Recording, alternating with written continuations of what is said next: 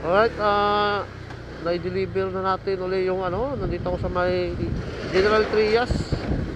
So, na-deliver na natin yung item. Ano lang naman yun, maliit. Collection item, Montags and Harmony CD. Alright, mga batang 90s. Alam mo no? Montags and Harmony. Collection ni boss yun. Bossing, yung nagpa-deliver.